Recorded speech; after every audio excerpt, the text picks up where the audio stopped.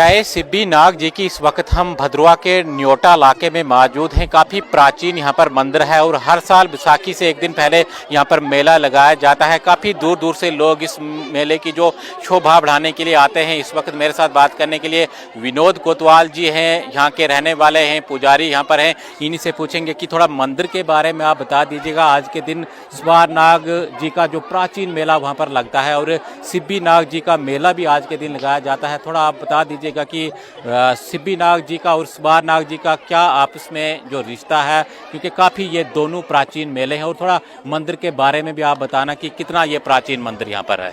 बहुत बहुत धन्यवाद कैर सिंह जी, आपका भी धन्यवाद। आपके सभी व्यूवर्स का, सभी सनातन प्रेमियों का बहुत बहुत धन्यवाद।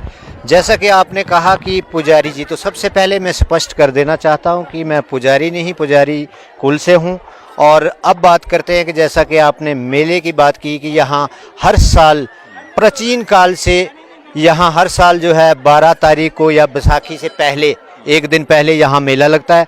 जैसा कि सवारधार में भी सवार नाग जी का मेला लगता है, न्योटा में ठीक उसी तरह से यहाँ सिद्धि नाग जी का मेला प्राचीन काल से लगता आया है। अब आपने एक और सवाल किया कि यहाँ की हिस्ट्री क्या है, यहाँ का सच क्या है। तो जहाँ तक सुनने में आया, क्योंकि ये हज़ारों साल पुराना मंदिर है, यहाँ तक कि इसकी सम्मत भी किसी को जो है वो एग्जैक्ट पता नहीं है, लेकिन हम अपने बुज़ुर्गों से अक्सर पीढ़ी दर पीढ़ी जो इस मेले को चलाते थे, यहाँ के जो भी अनुयायी, जो भी इस देवता के प्रति आस्था रखने वाले, जो भी जिनका ये कुल देवता है, या बाहर से भी बहुत सारे श्रद्धालु अपनी मन्नतें मांगते हैं और उनकी मन्नतें जब पूरी होती हैं तो ऐसे पर्व यहाँ हर साल रहते हैं। यहाँ हर साल जब पर्व होता है तो अपनी अपनी कामनाओं को पूर्ण करने के बाद बहुत सारे श्रद्धालु यहाँ आकर के जो है अपना माथा टेकते हैं और परिवारों के साथ आकर के यहाँ जो है और भी आगे शांति की जो है यहाँ नाग देवता से जो है वो एक प्रार्थना करते हैं। देखिए, आज के दिन मैंने आपको पहले भी कहा था कि सवार नाग जी का आज जो प्राचीन मेला है, इसके अलावा आपके इस इलाके के अंदर यानी सिद्धि नाग जी का भी प्राचीन मेला है। कल के दिन भी जो बहुत सारे और जो नाग देवता हैं उनके भी मेले जो होने जा रहे हैं, आप थोड़ा इनका रिलेशन बता दीजिएगा। सिद्धि नाग जी, सवार नाग जी या बौंत नाग जी भी हैं, आप थोड़ा बताने का प्रयास कीजिएगा। और मेला जो कल के दिन भी यानी बैसाखी के दिन भी मेला लगेगा। जी बिल्कुल सही कहा। नागभूमि भद्रवा नागभूमि के लिए जो है मानी जाती है और यहाँ पर कहा जाता है कि प्राचीन काल से ये जो देवी देवता हैं हमारे, चाहे आप सिद्धि नाग न्योटा की बात करें या फिर आप वासुकी नाग भद्रवा की बात करें या बुड्डू बासक जो बौंत नाग के नाम से मशहूर हैं उनकी बात करें, या फिर सवार नाग जो सवार धार में जो है आज वहाँ भी मेला है उनकी बात करें, और बौंत नाग में जो है कल मेला रहेगा, बैसाखी के दिन रहेगा। ऐसे ही यहाँ अलग अलग जो नाग भूमि पर नाग देवताओं के मेले लगते हैं उनकी अलग अलग हिस्ट्री है।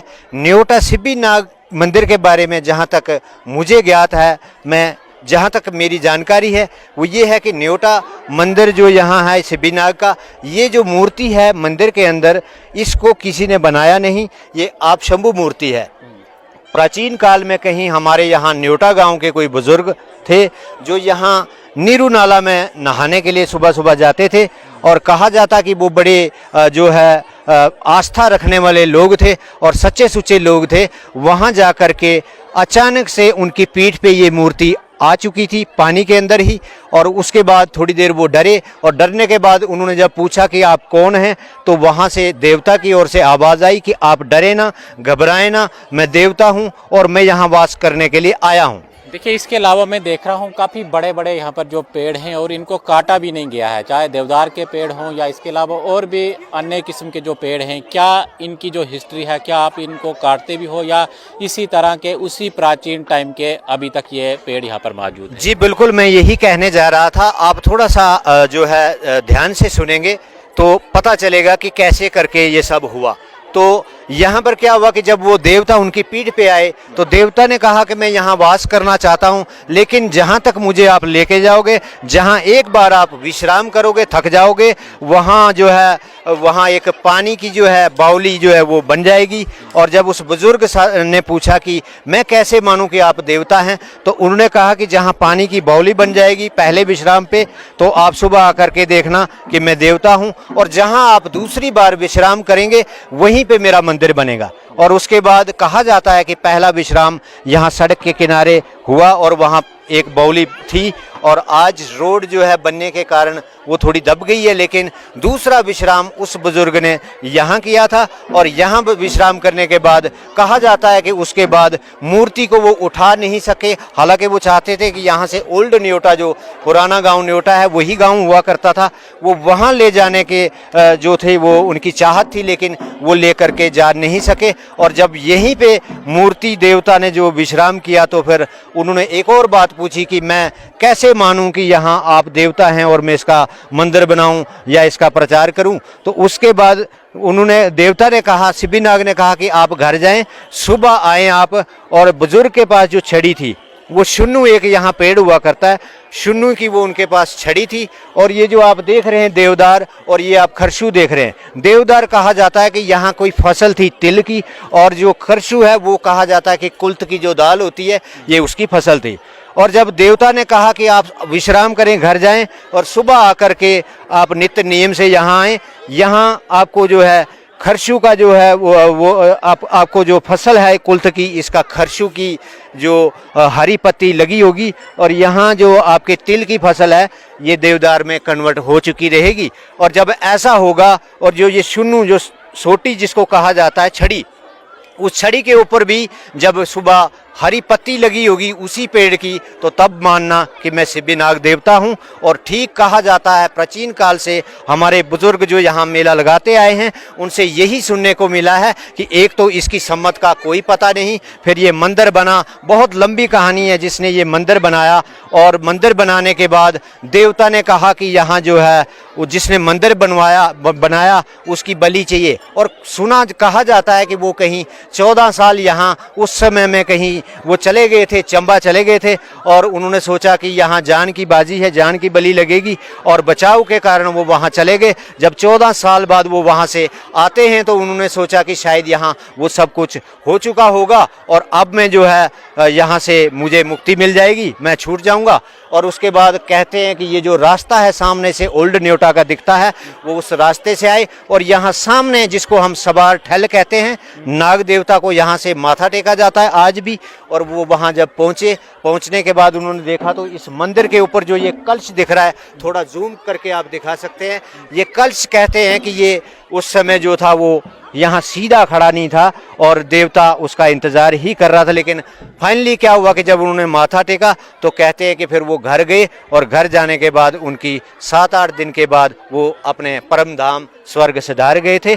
ऐसी यहाँ की मान्यताएं हैं, ऐसी यहाँ की हिस्ट्री है। और मैं सभी सनातन प्रेमियों को ये आह्वान करता हूँ कि आप बढ़ चढ़ कर यहाँ आएँ, अपनी मन्नतें जो भी हैं जायज़ वो करें, और इसको मानते रहेंगे तो मिलिटेंसी भी पीछे इतनी हुई, बहुत बार यहाँ चोर आए। अभी भी कुछ दिन पहले, 2 हफ्ते पहले, 1.5 हफ्ता पहले यहाँ फिर कोई चोर आए थे जिन्होंने यहाँ दान पात्र का ताला वाला तोड़ा। और यहाँ जो भी आज तक उल्लंघन करता है उसको उसकी सज़ा ज़रूर मिलती है। ऐसी यहाँ की जो हमारे श्रद्धालु हैं, जो नाग देवता के यहाँ अन्याय हैं, उनका मानना है। और मेरी तरफ से सभी सनातन प्रेमियों को फिर एक बार बैसाखी के पर्व पे हार्दिक शुभकामनाएं, मुबारक, धन्यवाद, जय। चलिए बहुत शुक्रिया। तो पूरी जानकारी इन्होंने सिद्धिनाग के बारे में आपको बताई। हर साल यहाँ पर प्राचीन ये मेला लगाया जाता है। अभी नीचे आपको दिखाने का प्रयास करेंगे, ढेक्कू यहाँ पर लगा है। आसपास के जितने भी इलाके हैं सारे लोग यहाँ पर आते हैं और यहाँ पर माथा टेकने के बाद इस मेले की शोभा बढ़ाते हैं। आप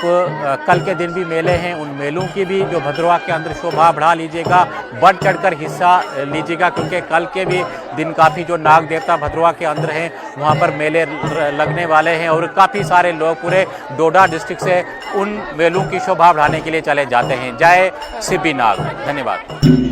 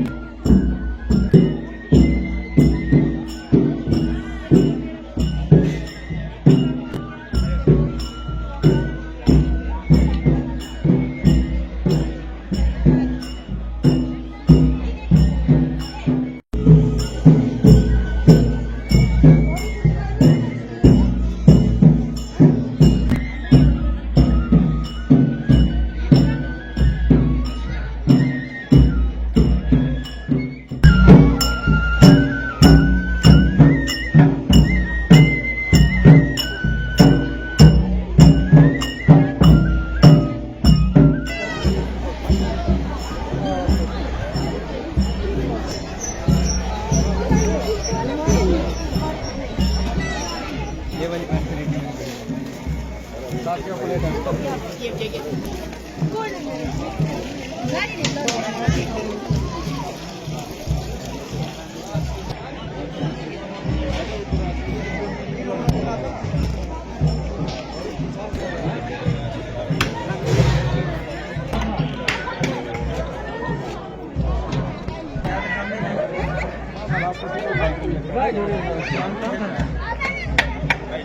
you.